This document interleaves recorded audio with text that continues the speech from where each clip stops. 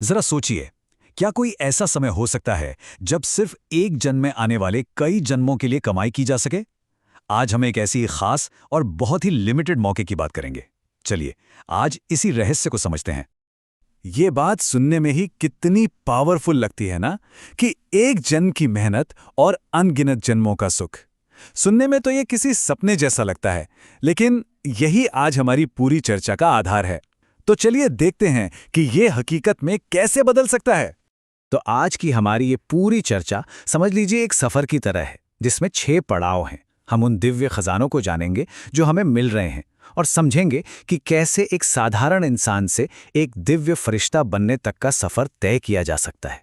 तो हमारे सफर का पहला पड़ाव है उस आध्यात्मिक खजाने को समझना जो हम सभी के लिए मौजूद है। और देखिए, ये कोई ऐसा वैसा खजाना नहीं है, ये तो सीधा एक दिव्य स्रोत, बाप दादा से मिला हुआ एक बेशकीमती तोहफा है।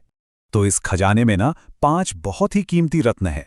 पहला है ज्ञान, जो हमें पुरानी सोच की कैद से आजाद करता है।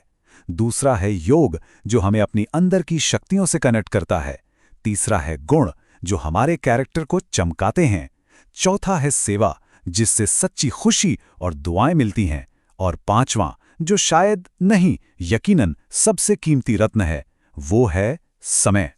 अब देखिए, समय भी बाकी 4 की तरह एक खजाना तो है, पर यह सबसे ज्यादा खास है, सबसे अलग। क्यों?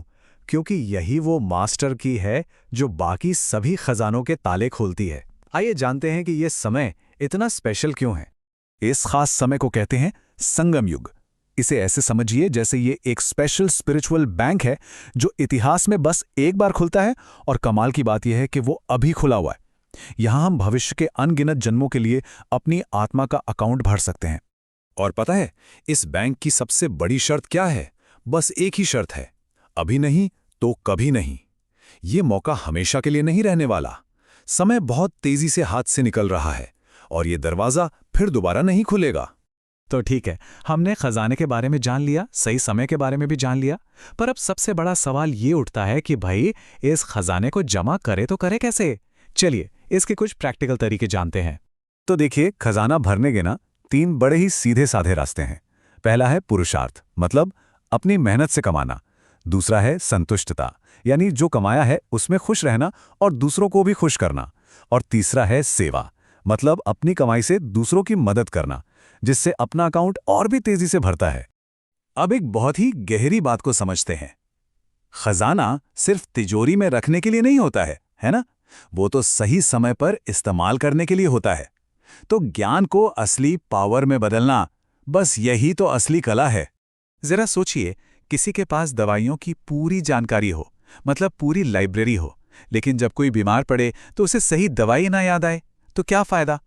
ज्ञान की असली कीमत तभी है जब वो जरूरत के समय काम आए। इसी को कहते हैं अनुभव की शक्ति। तो यहाँ ना 2 तरह के स्टूडेंट्स की बात होती है। एक वो हैं जो सिर्फ सुनते हैं और अच्छा महसूस करते हैं, जैसे कोई मोटिवेशनल वीडियो देख लिया और अच्छा लगा, बस। और दूसरे वो जो सुनी हुई बात को अपनी जिंदगी का हिस्सा बना लेते हैं। उनके लिए ज्ञान सिर्फ जानकारी नहीं रहता, वो एक शक्ति बन जाता है। तो ये सवाल हम सबको खुद से पूछना है कि जो कुछ भी हम सुन रहे हैं, क्या वो बस कानों तक रह जाता है या सच में अंदर तक उतर रहा है? जब कोई इन खजानों से भरपूर हो जाता है तो उसका मकसद सिर्फ अपनी तरक्की नहीं रह जाता। तब इंसान की नज़र उस दुनिया पर जाती है जो ज़रूरतमंद है, जो खाली है, और तब उसे अपनी जिम्मेदारी का एहसास होता है। तो आज की दुनिया को सबसे ज्यादा जरूरत किस चीज की है? देखा जाए तो सच्ची खुशी, मन की शक्ति और बिना किसी स्वार्थ वाला प्यार। और जरा सोचिए, जिनके पास ये खजाना पहले से ही है, वही तो दुनिया के असली मददगार बन सकते हैं, है ना?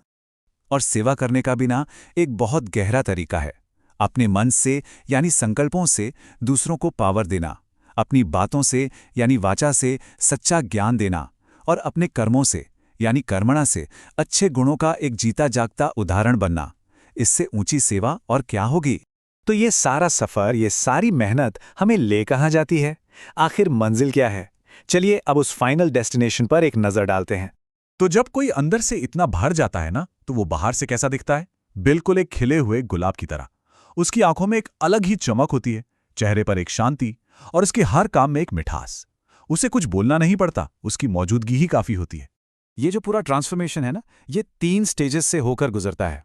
सबसे पहले एक ब्राह्मण यानी एक डेडिकेटेड स्टूडेंट बनकर सब कुछ सीखना, फिर एक फरिश्ता बनकर बिल्कुल हल्का और न्यारा रहकर उस ज्ञान से दुनिया की सेवा करना, और आखिर में देवता स्वरूप जो पवित्रता और दिव्यता की एक मिसाल है।